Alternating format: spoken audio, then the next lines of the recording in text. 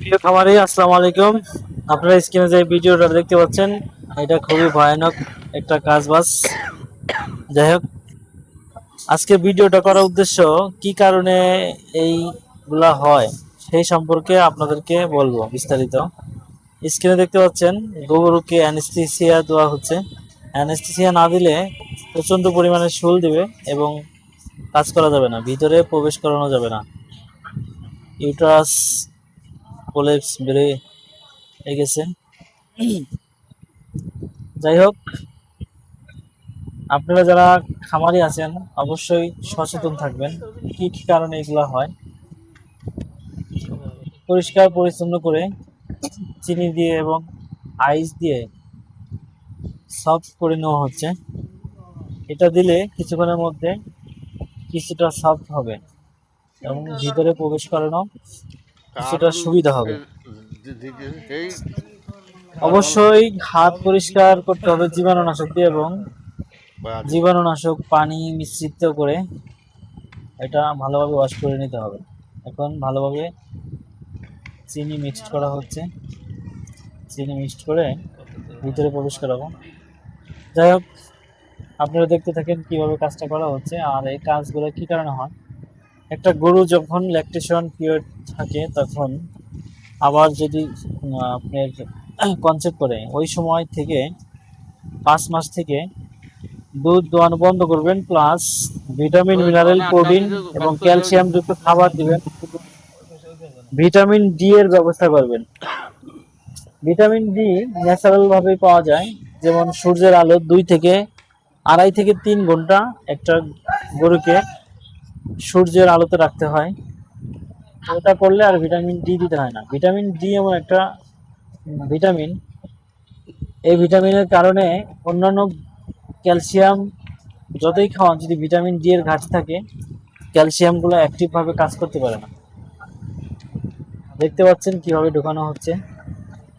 যেই যখন আপনাদের গাভী 7 থেকে 8 মাস হবে অবশ্যই অভিজ্ঞ পশু চিকিৎসকের পরামর্শ নিয়ে ভালো মানের ভিটামিন মিনারেল প্রোটিন এবং ক্যালসিয়াম যুক্ত খাবার দিবেন, তা না হলে কিন্তু এই অবস্থা হতে পারে। আর অবশ্যই ল্যাম্প স্কিন ডিজিজ এবং এফএমডি এবং এলএসডি এই দুইটা ভ্যাকসিন কিন্তু অবশ্যই আপনাদের গবাদি পশুকে করবেন।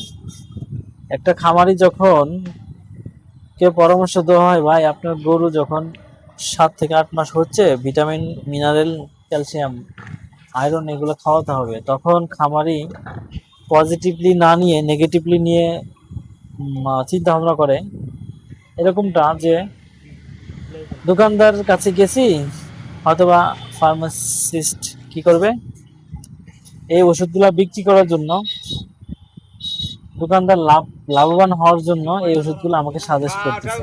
আরে ভাই না, অবশ্যই আপনারা যদি ভালো থাকেন তাহলে খামারি বাঁচলে আমরা বাঁচবো।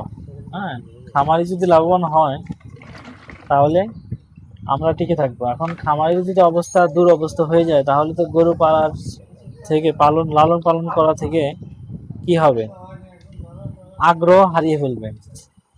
কি একার কাম এই যে এখন যে অবস্থাটা হচ্ছে, এগুলা চিকিৎসাপাতি এবং সেলাই দেওয়ার পরে ক্যালসিয়াম স্যালাইন ভেইনে পোষ করতে হ্যাঁ হবে, অনেক টাকা লাগবে। আর যদি 7 থেকে 8 মাসে এই চিকিৎসাটা দেওয়া হতো তাহলে কিন্তু এত টাকা লাগতো না আর গরু এত দুর্বল হতো না।